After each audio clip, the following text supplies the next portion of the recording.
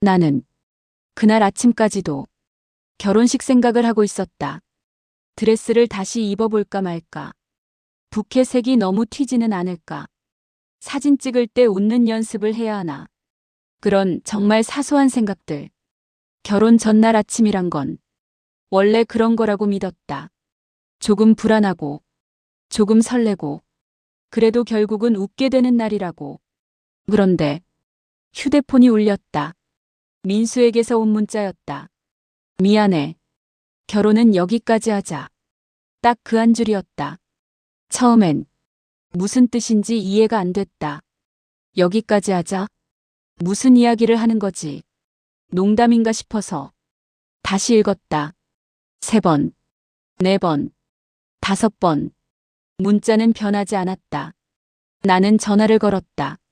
신호음이 1번, 2번, 3번. 그리고 끊겼다. 다시 걸었다. 이번엔 아예 받지 않았다. 그제서야 손이 떨리기 시작했다. 심장이 내려앉는다는 말이 이런 거구나. 처음 알았다. 혹시 내가 뭔가 잘못 보낸 건가 싶어서 문자를 다시 열었다. 미안해. 결혼은 여기까지 하자. 왜? 왜냐는 말도 없고, 설명도 없고, 통화도 없고, 결혼식은 내일이었다.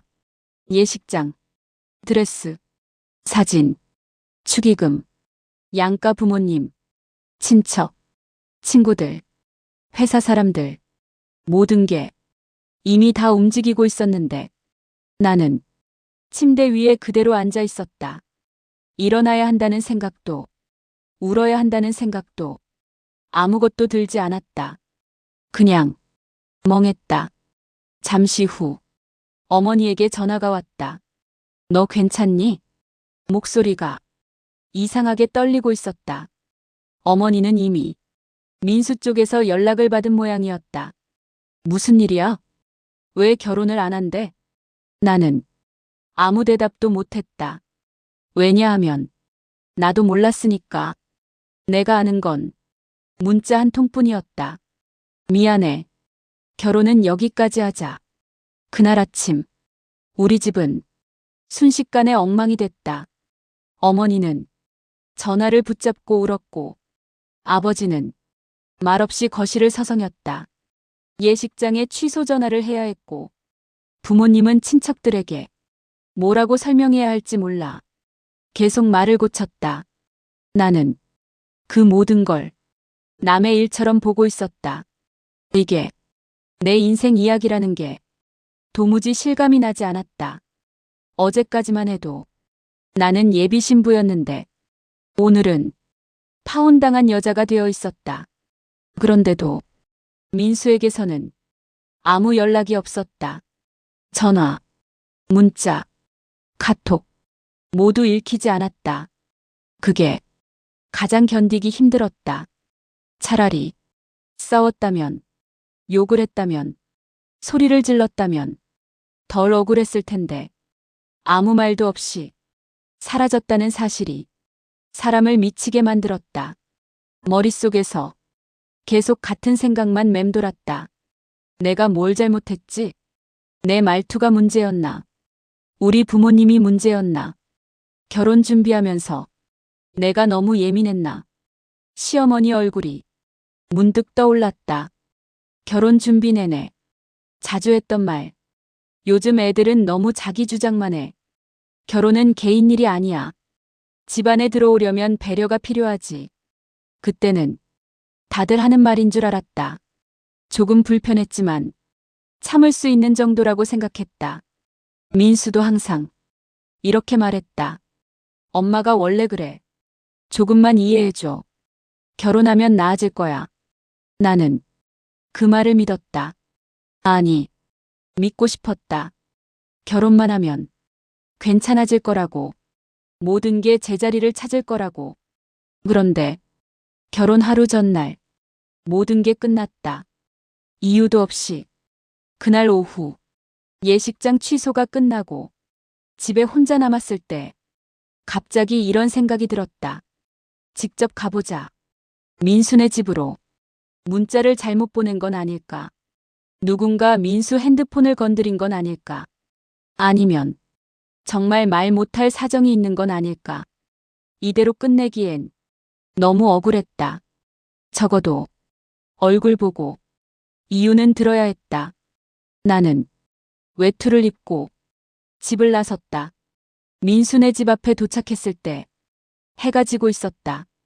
익숙한 현관, 수없이 오르내리던 계단. 손이 문 앞에서 멈췄다. 괜히 왔나 싶기도 했고 문을 열면 내가 더 초라해질까봐 무서웠다. 그래도 돌아갈 수는 없었다.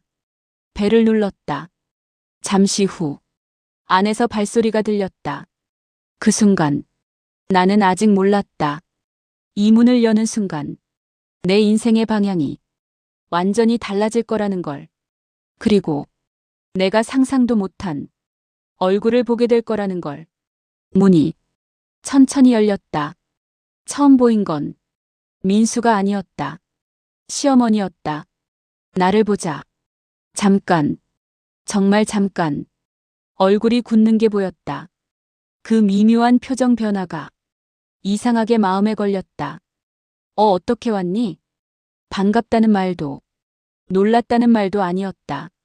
그냥 불편하다는 표정. 나는 애써 목소리를 눌렀다. 민수랑 잠깐 얘기 좀 하려고요. 시어머니는 뒤쪽을 한번 흘끔 보더니 문을 완전히 열지 않았다. 그 틈새로 집안이 보였다. 불이 켜져 있었고 누군가 있는 기척이 났다. 나는 그제서야 민수가 집에 있다는 걸 알았다. 들어오렴. 시어머니의 목소리는 평소보다 훨씬 낮았다.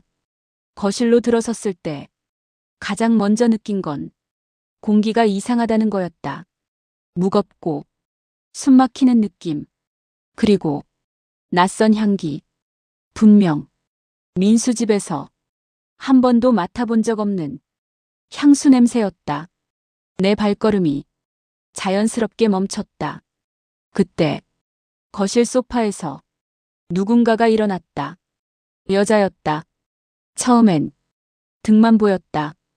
긴 머리, 차분한 옷차림, 그리고 어딘가 익숙한 분위기.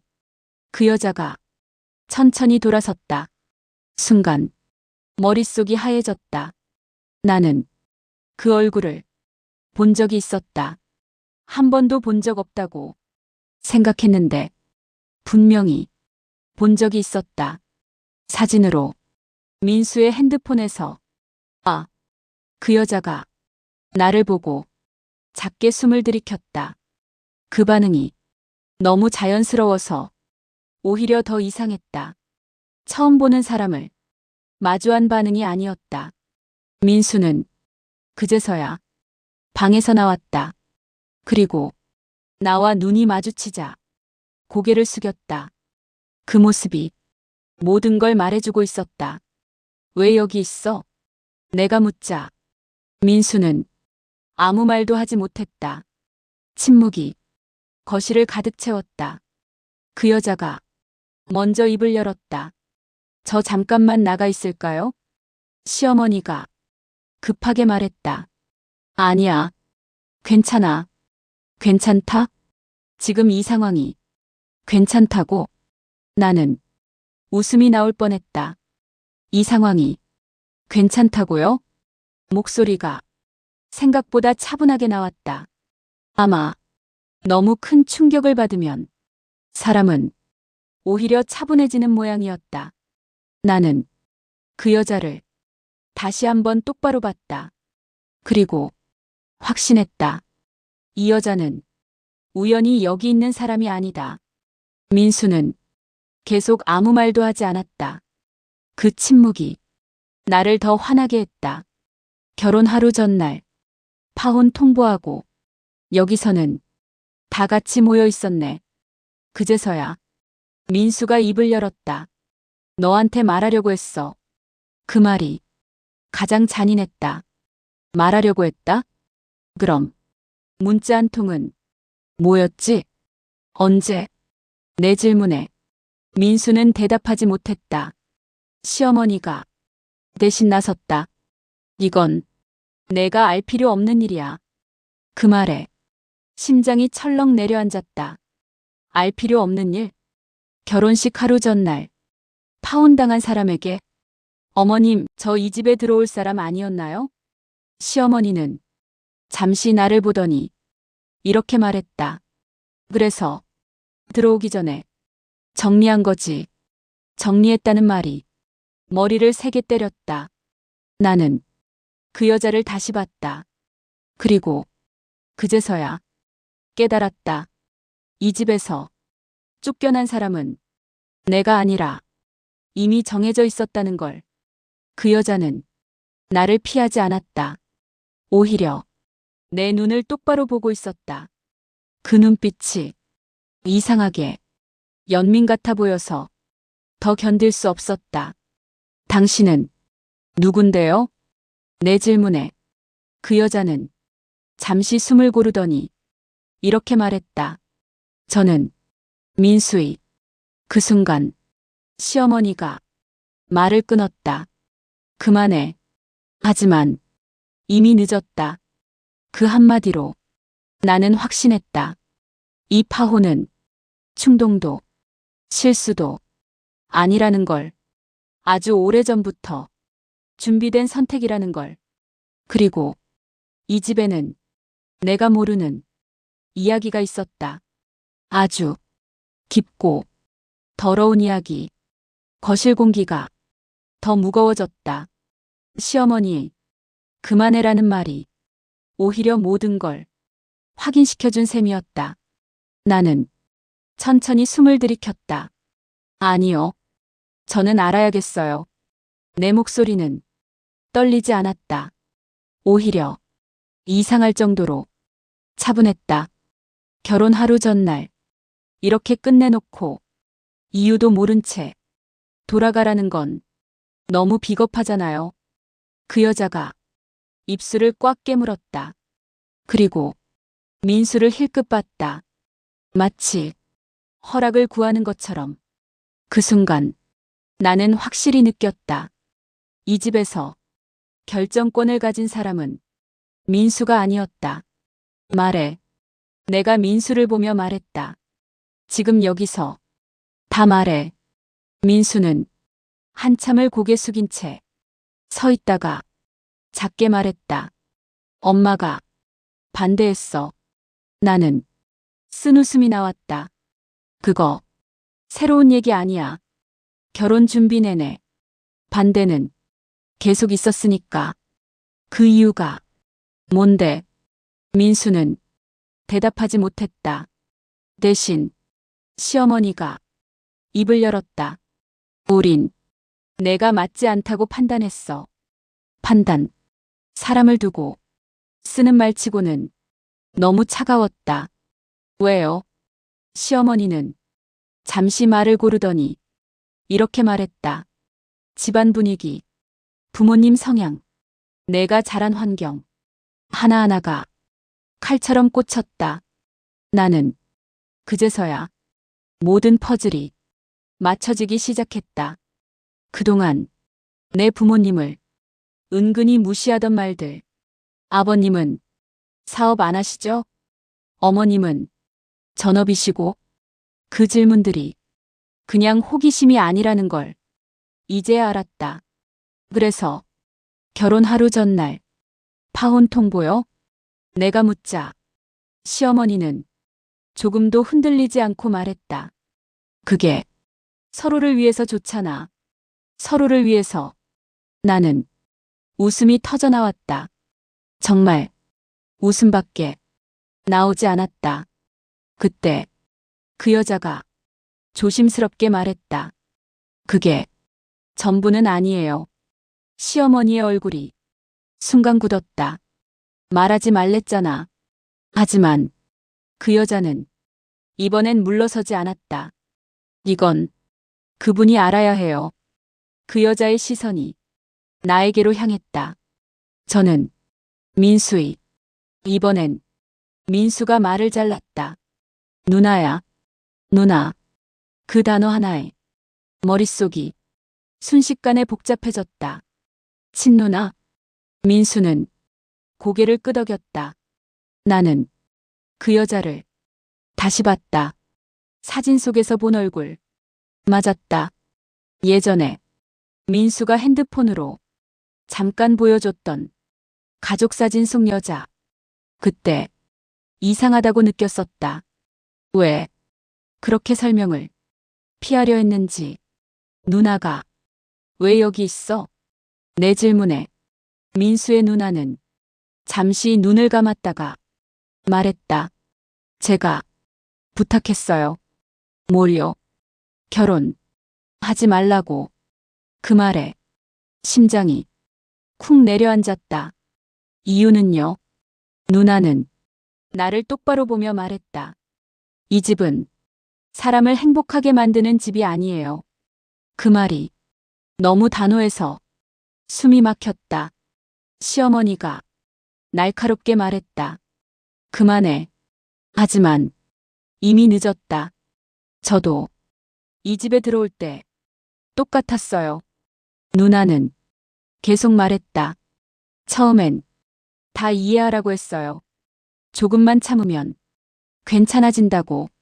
그 말들이 너무 익숙해서 등골이 서늘해졌다.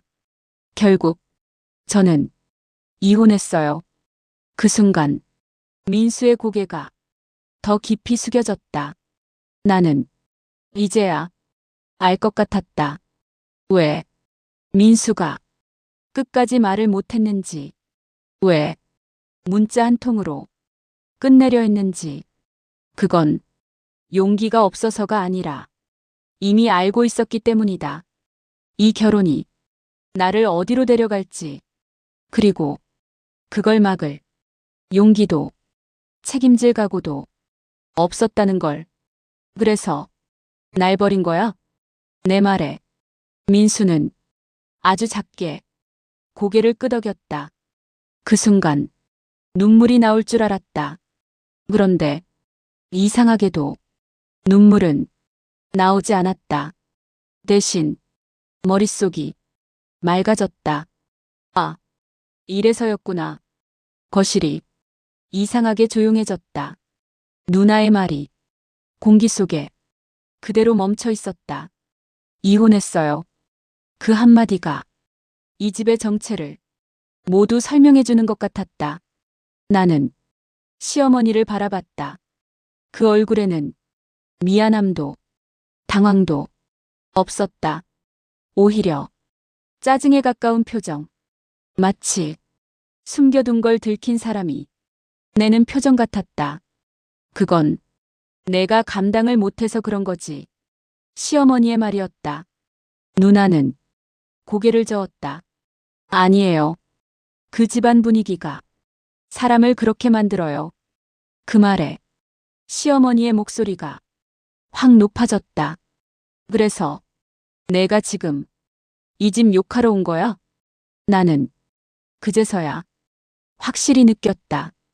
이 집에서는 사람의 감정이나 상처는 아무 의미가 없다는 걸. 중요한 건 통제와 체면, 그리고 자기들 기준뿐이었다. 어머님, 내가 처음으로 시어머니를 똑바로 불렀다. 그럼 저는 왜 여기까지 온 거예요? 시어머니는 잠시 나를 보더니 담담하게 말했다. 결혼 전에 끝내서 다행이지. 그 말에 심장이 한 박자 늦게 뛰었다. 만약 결혼했으면 너도 힘들었을 거야. 그 순간 모든 게 명확해졌다. 그들은 나를 배려한 게 아니었다. 그저 자기들 손에 쥐고 흔들 수 없는 사람을 미리 쳐낸 거였다. 그래서 하루 전날이었군요. 내 말에 시어머니는 대답하지 않았다. 침묵이 곧 인정이었다. 나는 민수를 봤다. 그는 끝까지 아무 말도 하지 않았다. 그 모습이 더 이상 슬프지도 화나지도 않았다. 그냥 불쌍했다. 민수야. 내가 조용히 말했다. 너는 지금도 아무 선택도 안 하고 있네. 민수의 어깨가 조금 움찔했다. 이건 엄마랑 누나 얘기가 아니야. 내 인생이야. 그 말에 민수는 고개를 들지 못했다. 그때 누나가 나를 향해 말했다. 미안해요. 그 한마디에 가슴이 묘하게 아렸다. 제가 더 일찍 말했어야 했는데 나는 고개를 저었다. 아니에요. 그리고 진심으로 이렇게 말했다. 고마워요. 그 말에 누나의 눈이 살짝 흔들렸다. 만약 오늘 안 왔으면 저는 평생 제가 버림받은 줄 알고 살았을 거예요. 그건 사실이었다. 나는 이유 없는 파혼을 내 결함으로 끌어안고 살았을 것이다. 하지만 지금은 아니었다. 이건 내가 부족해서가 아니라 이 집이 비정상이었다. 그 사실을 이제는 명확히 알았다. 나는 천천히 가방을 들었다. 시어머니가 그제서야 말했다. 이제 정리됐으면 돌아가. 그 말투 마치 정말로 정리가 끝났다고 확신하는 사람처럼. 나는 현관으로 향하다가 걸음을 멈췄다. 그리고 뒤돌아봤다. 어머님, 오늘 여기 와서 확실히 알았어요. 시어머니가 나를 봤다. 제가 버림받은 게 아니라 제가 피한 거였다는 거. 그 말에 시어머니의 얼굴이 처음으로 굳어졌다. 그 표정이 이상하게 통쾌했다.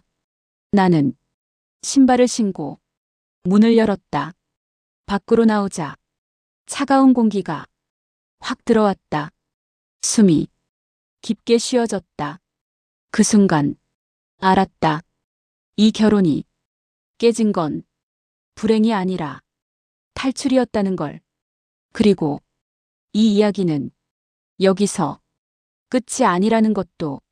집에 돌아왔을 때 밤이었다. 하루가 너무 길어서 며칠이 지난 것 같았다. 집안은 이상할 정도로 조용했다. 아침까지만 해도 결혼식 준비로 어수선하던 공간이 아무 일도 없었다는 듯 가만히 있었다. 나는 외투를 벗고 소파에 앉았다. 그리고 그제서야 눈물이 났다. 억울해서도 슬퍼서도 아니었다. 긴장을 이제야 놓을 수 있어서였다. 며칠 동안 계속 울 것 같았는데 막상 울음은 짧게 끝났다. 그날 밤 민수에게서 처음으로 전화가 왔다. 나는 받지 않았다. 문자도 왔다. 미안해. 이렇게 될 줄은 몰랐어. 그래도 너한테는 이게 나았을 거야. 마지막 문장을 읽는 순간 손에서 힘이 빠졌다. 나았을 거야? 그 말이 그날 내가 들은 모든 말 중 가장 솔직했다.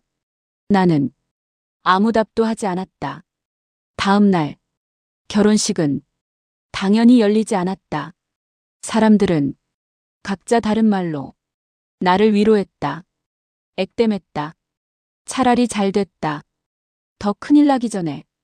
그 말들이 처음엔 가볍게 느껴졌지만 며칠이 지나자 점점 사실처럼 느껴졌다.